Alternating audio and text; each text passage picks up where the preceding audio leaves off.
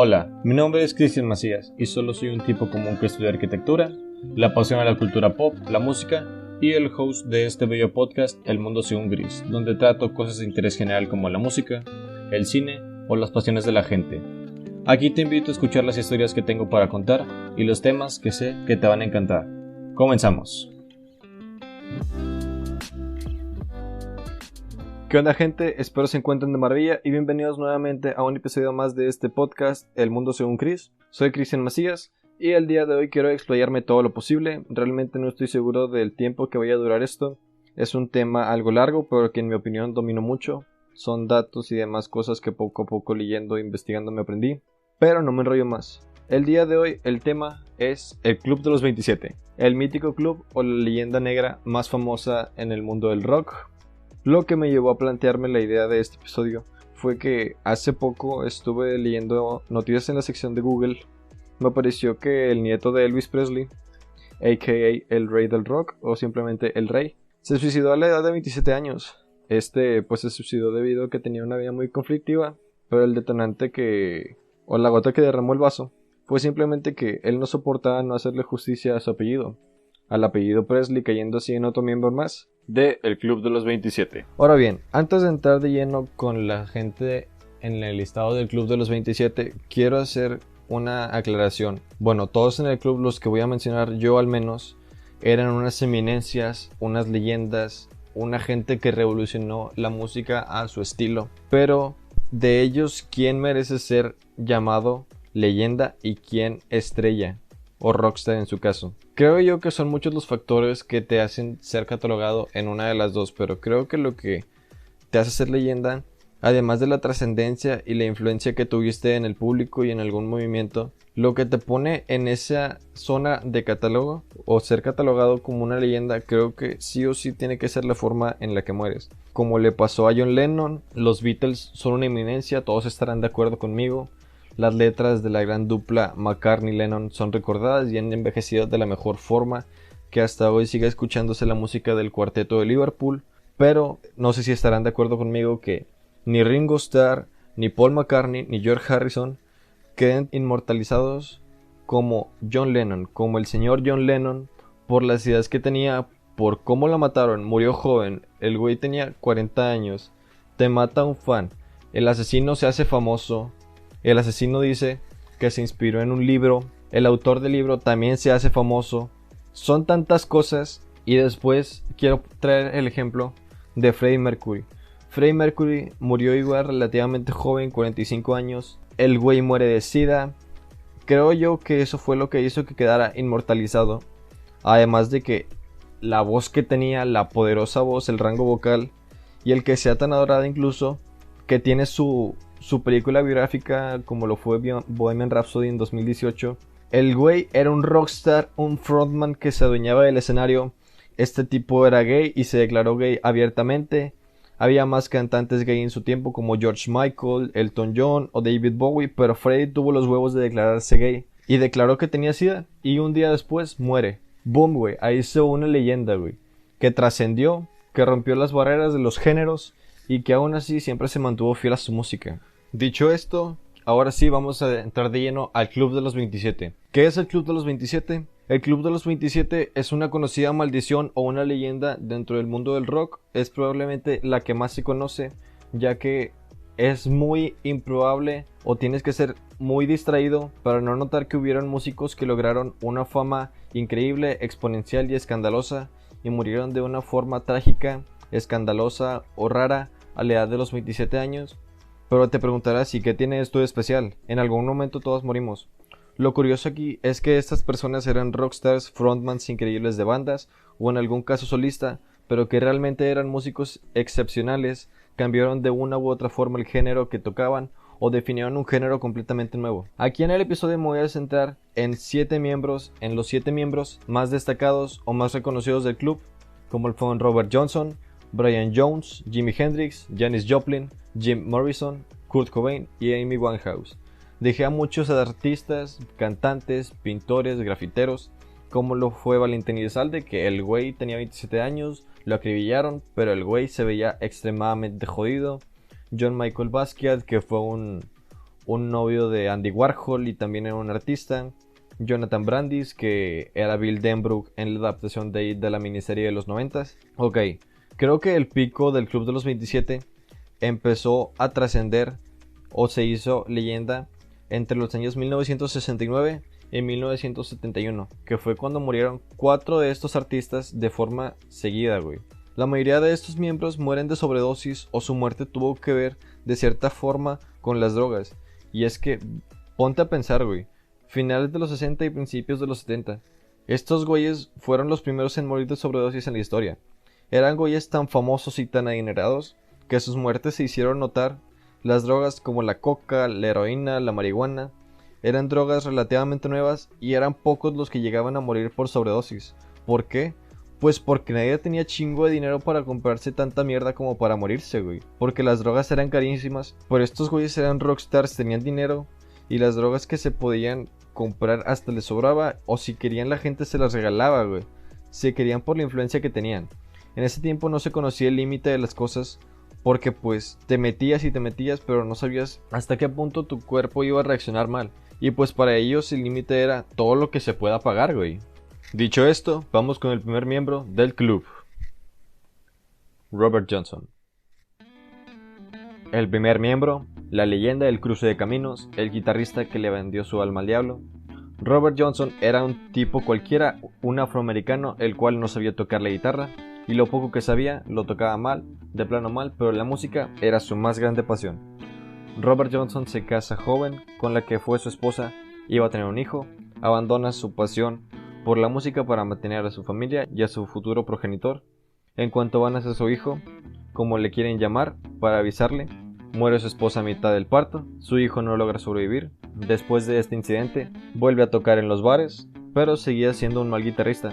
Un amigo de Robert Johnson le dijo que en el cruce de caminos de la 61 y de la 49 en Mississippi suele aparecerse el diablo en las noches, y el diablo le concede deseos a quienes lo esperan pacientemente.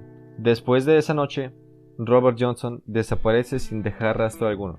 Desaparece un año completo, güey, pero regresa tocando mucho mejor para su época, que eran finales de los 20 y principios de los 30. Escuchándolo en Spotify hoy en día, lo escuchas y pareciera que no tiene chiste, pero solo remóntate a esa época y su técnica casi ninguno la tenía.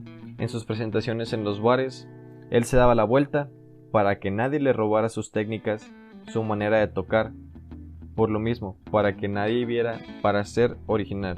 Y lo que él hizo rompió las barreras, es el padrino de muchas bandas y grupos, porque muchos músicos hasta el día de hoy lo siguen tomando como inspiración, lo admiran y lo idolatran. Johnson fue un parteaguas para el mundo del blues, el rock, el metal y otros géneros que ni siquiera te puedes imaginar, porque empezó a usar técnicas de manera diferente a lo convencional. Si bien la muerte de Robert Johnson es un total misterio, se dice que le vendió el alma al diablo para hacer una verga, una chingonada tocando. El mismo Johnson llega a dar a entender en alguna de sus canciones que es cierto, que le vendió su alma al diablo y que el diablo iba por él, algo parecido a lo que fue Niccolo Paganini en su tiempo, un violinista excepcional que le podía arrancar 3 cuerdas a su violín y seguir tocando como si nada. Y en sus conciertos se sentía una vibra muy oscura, la gente se desmayaba, le daba miedo. Paganini proyectaba una sombra a la pared como si pareciera el mismo diablo. Si bien lo que hacía que Johnson fuera famoso era eso, era la leyenda que lo acompañaba. La gente que fuera al escenario o al verlo sabía la leyenda, y mucha gente le preguntaba si era cierto lo que era vender el alma al diablo, y él creaba este misticismo. Según la gente, Robert no te decía que sí o que no te lo afirmaba, pero tampoco lo negaba, sino que lo dejaba a tu interpretación, te lo ponía en líneas muy grises y que tú lo interpretaras. Como ya lo dije, Robert Johnson muere a los 27 años, como el resto de esta lista en este adorable podcast, pero lo extraño es que ni siquiera se sabe exactamente debido a que murió. Existe la leyenda, por decirlo de alguna forma, que en una presentación Johnson en un bar en Mississippi, después de terminar su presentación o darse un break, se fue atrás del bar mientras le coqueteaba a una de sus muchas fanáticas. Entonces fue detrás del bar con esta fanática y se puso a tener relaciones con ella. La chica, o la señora como le quieras decir, era la esposa del dueño del bar.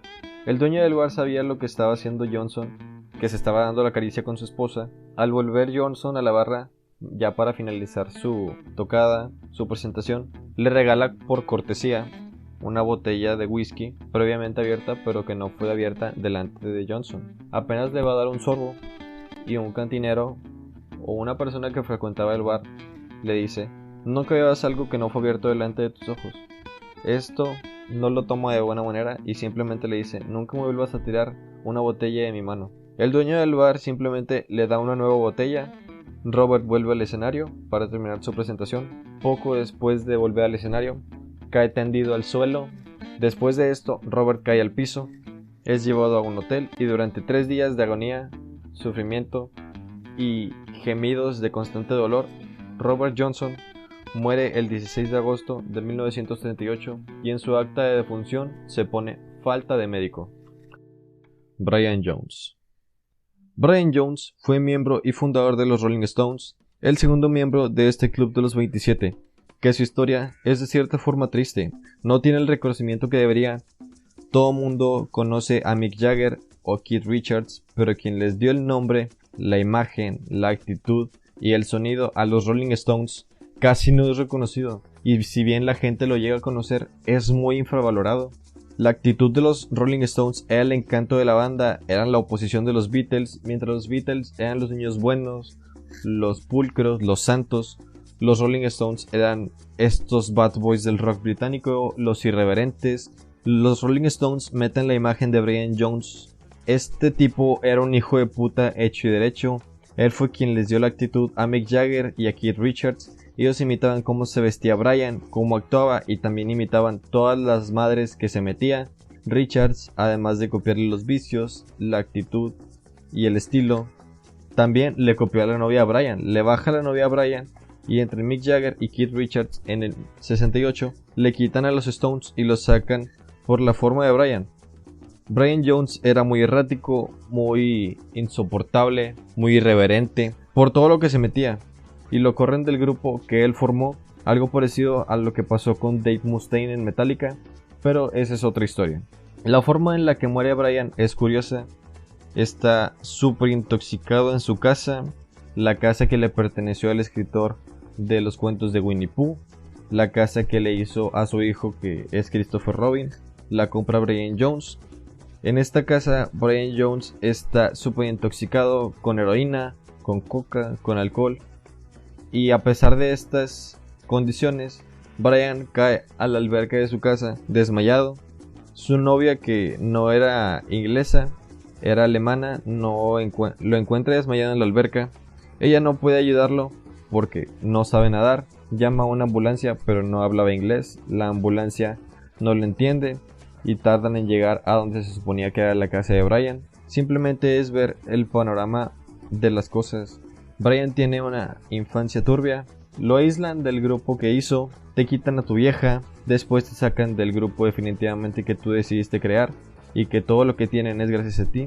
Se puede inferir que es una depresión lo que llega a tener por todo lo que le pasó, y si bien lo que voy a decir es mi mera opinión, muchos no la comparten, pero siento que al drogarte de cierta forma es un suicidio lento. ¿Por qué? Porque te estás chingando la vida poco a poco, porque le quieres sufrir y le quieres hacer sufrir a la gente que te rodea. En el funeral de Brian Jones, lo curioso es que los que más le lloraron fueron Jimi Hendrix y Jim Morrison, los que más le lloraron en el cementerio en el lugar, al momento de enterrarlo. Muy curioso, siendo que ellos también fueron o son miembros del Club de los 27 y su tiempo estaba por venir. Brian Jones muere el 3 de julio de 1969 en ahogamiento por intoxicación de narcóticos. Jimi Hendrix. El padre de la guitarra eléctrica, el rey del blues, el hombre que mató a Dios, Jimi Hendrix. De padres adictos al alcohol y el juego, las discusiones en la infancia de Jimi Hendrix y la violencia eran más común que la comida, y el pequeño Jimi solo era un niño que vivía afectado por todo lo que pasaba en su familia. Con el tiempo, vinieron más hermanos para Jimi, salvo él y su hermano Leon. Todos sus hermanos fueron dados en adopción por su padre, por cuidados que no podían proveer. Eran una familia de bajos recursos. Pasó el tiempo y los padres de Jimi se divorciaron. servicios sociales se llevó a su hermano Leon y Jimmy, ya algo crecido, le llega a comentar a su novia que una vez fue violado por una persona vestida de militar. Lo curioso aquí es que el padre de Jimi Hendrix era militar. Entonces eso hace que su infancia sea más difícil. Woodstock, el concierto donde toca el himno americano, cerrando así el festival, donde muchos lo toman como protesta por lo que ocurría con la guerra de Vietnam. Ahora sí, pasemos a su muerte. Alemania, 1970. Jimi Hendrix broncoaspiró, o para los que no entienden, vomitó. Jimmy tenía problemas para dormir y había un frasco de pastillas para dormir, pero el frasco estaba en alemán, las letras estaban en alemán, y Jimmy pues no sabía cuál es la dosis. Jimmy se mete 6 pastillas. Hazme el puto favor, güey. 6 pastillas. Se pasó de verga. Si no sabes cuál es la dosis, pues métete una y luego otra. Estamos hablando de barbitúricos. 6 de jalón es una mamada. Entonces, en la ambulancia donde iba, empieza a vomitar. Y uno de los enfermeros, o el que va en la ambulancia, el paramédico, era nuevo, aparentemente. Entonces, pues el tipo acuesta a Hendrix haciendo que se ahogue con el vómito. Lo pone boca arriba. No sé ustedes, pero cuando tienes un amigo ebrio, mala copa o pedo, pero ya cuando le pega, se acuesta y ahí lo estás cuidando. Cuando va a vomitar, lo sabes, entonces lo pones de lado para pues que no se te muera ahogado o que no le pase algo. Entonces nada más poniéndolo como en el contexto que le pasó a Hendrix. ¿A quién se le ocurre dejar acostado boca arriba a alguien que se está vomitando? Pero pues yo lo veo de esta forma. Hablamos de los 70, que aún había mucho racismo. Luego en Alemania, estás en Alemania, un músico estadounidense, negro, estaba la guerra de Vietnam. Es como una patada en los huevos para el que lo atiende. Simplemente te pongo este contraste en el caso de Hendrix y te pongo este ejemplo. En 1987, Nicky Sixx, bajista de Motley Crue, una de mis bandas favoritas, recomendadísima, su película The Dirt en Netflix por cierto, le da una sobredosis de heroína en un hotel de Los Ángeles donde estaba él junto a unos integrantes de Guns N' Roses. Llega la ambulancia y lo dan por muerto. Uno de los paramédicos de la ambulancia que recoge a Sixx era un gran fanático de la banda, entonces pues no iba a dejar que se muriera, no en su ambulancia. Entonces le da una inyección de adrenalina directo al corazón. No jala, no revive Nicky Sixx, le da una segunda adrenalina y boom, vuelve a la vida, le salva la vida. A lo que quiero llegar es cómo están estas dos posibilidades de la muerte. Si lo pudiste salvar o si por algo patriótico lo dejaste morir, porque de nuevo hablamos de una persona negra, americana, que ayudó a que ganara la Segunda Guerra Mundial, que ayudó a que Alemania la perdiera, que estaba intervenida en la guerra de Vietnam. Ahí es decisión de cada uno de ustedes, yo solo estoy dando mi opinión. Jimi Hendrix muere el 18 de septiembre de 1970. Janis Joplin.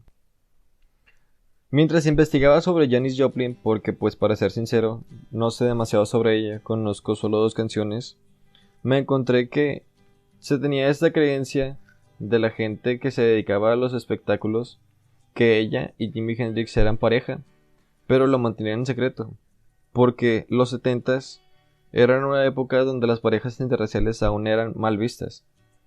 En una entrevista le preguntaron directamente a Janis Joplin acerca de Jimi Hendrix y ella siempre respondía: somos amigos, no tenemos nada que ver, pero siempre que se encontraban en alguna fiesta o en algún bar, ellos dos se quedaban juntos, a pesar de que cada uno tenía su respectiva pareja. El manager de Alice Cooper, mucho antes de ser su manager, recuerda que en una ocasión, a las afueras de Los Ángeles, se quedó en un motel de esos de mala muerte, de los baratos, de esos moteles de 200 pesos por 7 horas, para poner un ejemplo. El caso es que en ese motel se escuchaba que en el jacuzzi estaban violando a alguien.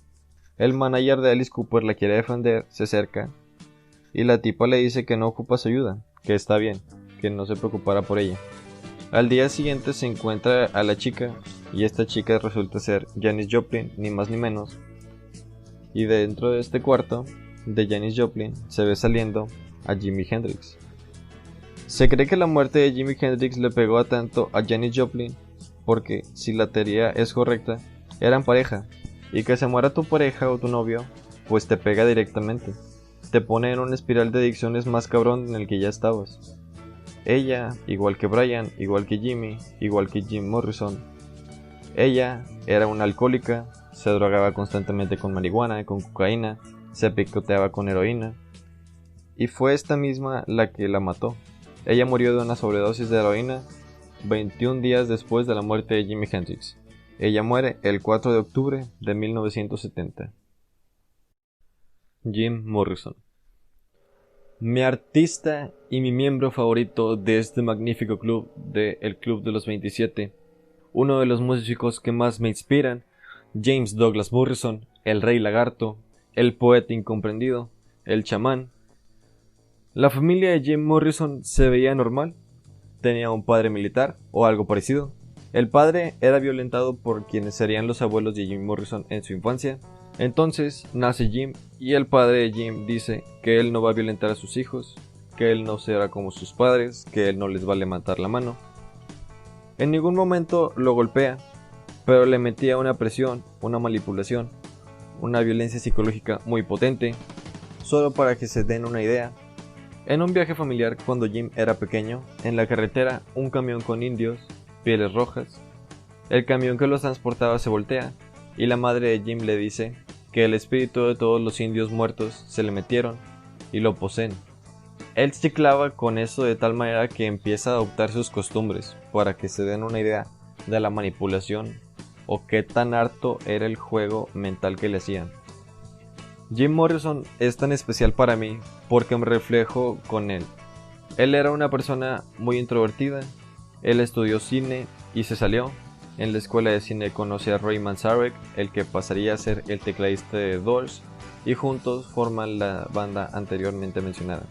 Como dije, Jim Morrison era una persona muy tímida, muy introvertida, pero cuando empieza a presentarse con The Doors, él tiene la idea de tener este alter ego extravagante, increíble, vistoso. A él lo llama el Rey Lagarto. Siendo el Rey Lagarto, él podía hacer lo que fuera. Se sentía fuera de este mundo, se sentía poderoso.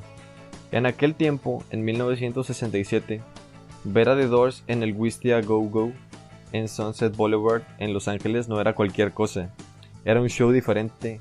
Era motivar a su público a drogarse directamente, los bailes, los movimientos que hacía Jim en el escenario, dando a entender como este baile de ritual indio, ritual pagano. Hubo un tiempo o una ocasión en el que The Doors vino a México gracias a Alfredo Díaz Ordaz, hijo del presidente Díaz Ordaz. Tocan en un bar y fue increíble, les abre un grupo mexicano y los Doors se roban por accidente un amplificador de este grupo. Son pocos los grupos legendarios que vinieron. Queen vino y tocó en el estadio universitario de los Tigres, en el estadio Azteca y en otra parte que no puedo recordar ahorita. Volviendo a Jim Morrison fue el sex symbol de su época, lo que hoy muchos podrían decir que es Timothy Chalamet. Él lo fue, el tipo delgado, greña larga, valemadrista, drogadicto, buen perfil. Como los demás en esta lista, Jim era un adicto a la heroína, a la fiesta, a la peda, a la coca.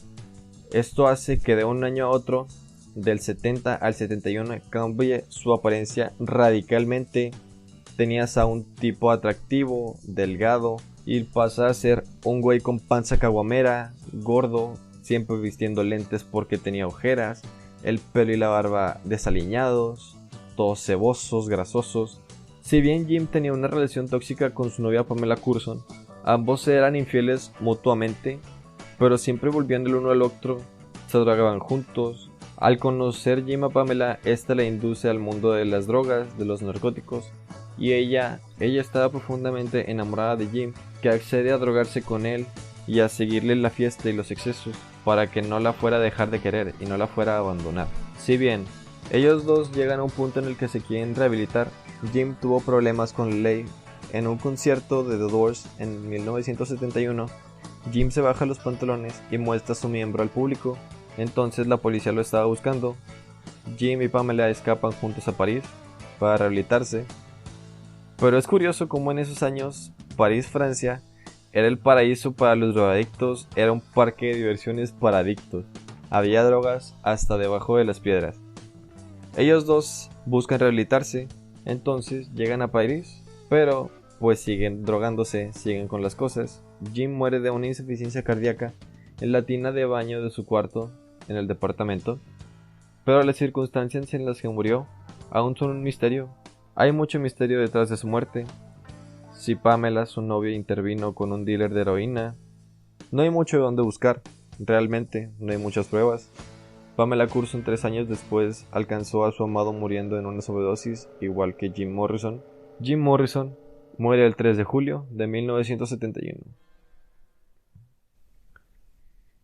Kurt Cobain, el precursor del grunge, el famoso que no quería fama, el enemigo de Axl Rose.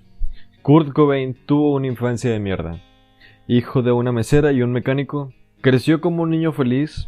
Se apasionaba por la música y el dibujo. Desde pequeño le apasionaba y le atraía la música. Pero de repente todo cambió. ¿Por qué? Sus papás se divorciaron. De ser un niño feliz a ser un niño retraído, inseguro y distante. Su vida familiar se desmoronaba porque ninguno de sus padres se preocupaba por él. Su padre lo veía como un problema y como una carga. Y a su madre ni siquiera le importaba su cuidado. Como era de esperarse, al no tener una figura materna y paterna vives en conflicto con mucha gente, te haces poco sociable y te metes en pedos a cada rato con cualquiera que se te cruza. Al cumplir 14 años, un tío de Cobain le ofrecía de cumpleaños una bicicleta o una guitarra, y ahí empieza a sentirse un músico de verdad. Empieza a nacer el eventual vocalista y guitarrista de Nirvana. Lo que ayudó a Nirvana en su fama indirectamente fue ser catalogado como alternativo por el mismo Kurt. Kurt quería ser diferente y él se lo remarcaba a la gente cuando podía. El usar las camisas de franela, los tenis a veces medio puteados, medio desgastados, usar los típicos suéteres de abuelita. Pero el punto de quiebra de Kurt fue su misma autodestrucción. Kurt Cobain cayó en un espiral de drogas, alcohol y adicciones porque se sentía solo. Porque él mismo decidió odiarse, porque pensaba que él mismo era el problema, que fue él quien hizo que se divorciaran sus padres, que jamás se iba a sentir querido por nadie. Él quería castigar, y en el castigo se iba a llevar de manera indirecta a sus padres y a la gente que lo quería con su eventual muerte, porque nadie quiere enterrar a su hijo. Yo lo veo como él buscando quien le diera un valor y un lugar. Y uno piensa que cuando tiene a su hija, a Frances Bean Cobain, ella sería la luz de su vida y quien va a hacer que salga adelante de su depresión, que se rehabilite.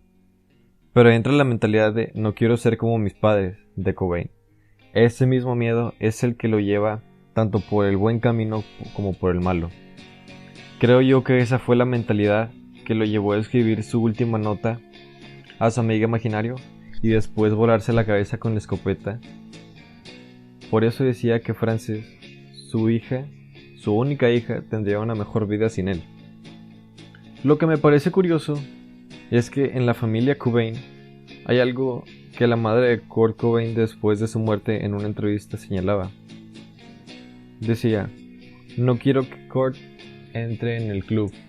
Muchos imaginaban que se refería al club de los 27, pero no. En la familia Cobain, y es que había un club en el que muchos de sus tíos se estaban suicidando, se habían suicidado. Cuando vio que Kurt se estaba haciendo errático y cada vez más inestable, el miedo incrementó y dijo a la prensa que ella no quería que Kurt entrara en el club. Esto lo dijo una vez fallecido Kurt Cobain, lo que trajo de nuevo el misterio y misticismo del club de los 27. Kurt Cobain muere el 5 de abril de 1994. Amy Winehouse. Y por último, llegamos a Amy Winehouse, una persona que sufrió mucho. Se separan sus papás porque su papá era infiel. La joven Amy era muy apegada a su padre. Esa acción de su padre siéndole infiel a su madre se sintió como un abandono completo hacia su familia, un abandono hacia su madre, hacia ella. sintiendo que fue reemplazada por alguien más. El padre de Amy acostumbraba a escuchar jazz puro y duro. De ahí viene el amor al jazz de Amy y de ahí su búsqueda musical, en tratar de buscar la aprobación de su papá, en hacer lo que a él le gusta, lo que comúnmente le decimos los daddy issues. Casualmente, el primer disco se llamaba Frank, en honor a Frank Sinatra, obviamente, pero ella salió a decir en su tiempo que era su disco menos favorito. No era lo que ella quería, el productor metió mano de más, pero el disco que le llevó a la fama, el disco que le pegó fuerte y le dio el mayor éxito, fue Back to Black. Yo no la descubrí a Amy Winehouse hasta 2015 o 2014, ya cuando ella había fallecido con la canción Valerie, junto al productor que me gusta, Mark Ronson, el culpable de Uptown Funk junto a Bruno Mars. Investigando me encontré que el esposo de Amy Winehouse fue quien tal vez la orilló a su muerte. Este tipo era una mierda, fue quien le metió al mundo de la heroína y empezó a incrementar las adicciones de Amy. Ella antes de conocerlo simplemente fumaba marihuana, pero no es hasta que conoce a este sujeto que le da más duro a la fiesta, le da más duro a las drogas, le empieza a dar a la heroína, le empieza a dar duro al alcohol, empieza a cortarse los brazos, empiezan los maltratos y la agresión física de este tipo hacia ella. El padre de Amy Winehouse tal vez tuvo que ver de cierta forma indirecta con su muerte. Hubo un tiempo en el que Amy Winehouse estaba ya harta de los escenarios, de estar de gira, de los álbums, de la música. Ella solo quería pasar tiempo con su familia, con su padre. Entonces su padre aprovecha esto y sin el consentimiento de Amy graba un documental a escondidas. Entre otras cosas que pasan, pues el padre incursiona en la música y un año antes de la muerte de Amy saca su primer disco porque siempre quiso ser artista. Siempre antepuso los intereses de él a la salud de su hija. Y así, el 23 de julio de 2011, Amy Winehouse muere de intoxicación etílica. Lo que une a todos estos miembros. En mi opinión, es que todos estaban rotos de cierta forma. Todos tenían estas tristezas, estas experiencias malas que tuvieron. Todos de cierta forma tenían esta depresión. Robert Johnson pierde a su esposa y a su hijo. Brian Jones pierde a su novia y a la banda que consolidó. Hendrix es violado de pequeño. Janis pierde a Hendrix. Morrison sufría violencia psicológica. La relación tortuosa que llevaba con Pamela Curson. Cobain tenía el divorcio de sus padres. Winehouse tenía los abusos de su pareja y todo lo que le hacía su padre. Es nada más unir puntos y ver que todos a su forma estaban quebrados, algo que les provocaba este dolor que ni siquiera las drogas podían sanarlo. A todos los que estén escuchando esto, quiero dejarlos con una reflexión. Si tú que estás escuchando esto tienes un problema, el suicidio, la fiesta y los excesos jamás te lo van a quitar, le van a meter más peso a ese problema. Cada uno lidia con sus batallas y demonios a su manera. No estás solo y si crees que lo estás, no te aísles, eso jamás va a funcionar para nada. Aquí tienes los ejemplos de estas personas ¿qué es lo que pasa si te aíslas y te quedas solo y te autocompadeces? Para todo hay una solución. Un psicólogo me dijo en una ocasión, un suicida no se quiere morir porque no quiera vivir. Un suicida quiere morir para librarse de sus problemas. Dicho esto, vamos a pasar a las recomendaciones de la semana. Vimos 7 artistas, de estos 7 artistas les voy a recomendar una canción de cada uno. No me quiero explayar más. Vamos a empezar con Robert Johnson y la canción Crossroad Blues, la canción donde nace la leyenda de venderle tu alma al diablo y que viene por ti. Es un blues añejo que vino a cambiar la forma del blues, que aún al día de hoy se hace en base a él. Pasando a Brian Jones, no tiene ninguna canción solista, pero quiero nombrar una canción de los Stones como no podía haber más. La canción es Sympathy for the Devil. Si bien es una canción movida, tiene este aire de música tropical, las maracas, el ritmo, los bongos. La letra es tétrica si te pones a analizarla, te deja pensando y el solo de guitarra que encaja de maravilla, no se siente para nada forzado. Vámonos volando hasta Hendrix y su canción Crosstown Traffic. Una guitarra poderosa, saturada, distorsionada, el virtuosismo agresivo de Jimmy, los arreglos caen donde deben ir, un solo muy melódico, los arreglos, el adornamiento de acordes que hacen que no se sienta tan vacía, tan plana la canción, pero que va con mucha fuerza por la alta ganancia de su Fender Stratocaster mítica. Ahora bien, pasemos a Janis Joplin. En lo personal no soy muy allegado a la música de Janis, pero hay una canción de ella que me gusta mucho. Es parte de mi playlist diario. Una canción que es muy apacible, muy melosa, muy tranquila. Me and Bobby McGee es su nombre. Una canción que tiene unos toques psicodélicos, pero a la vez te recuerda mucho a la música folk. Un estilo muy Bob Dylan. Las notas que da Janis con su voz rasposa y el sentimiento que te transmite es simplemente inigualable. Jim Morrison es un artista que me resulta difícil de escoger una sola canción. The Doors es uno de mis grupos favoritos, soy un gran fanático de su música, de los álbumes que tienen, de los pocos que tienen. Pero si hay una canción que siempre escucho y me transmite, cierta tristeza, melancolía, esa canción es The Crystal Ship. Me suena muy triste, aún y la letra no sea triste, no demasiado, pero es una canción corta, pero tiene todo estilo psicodélico, todo esto que te envuelve en una atmósfera que te hace transportarte a otro mundo, te relaja, simplemente es para disfrutarla.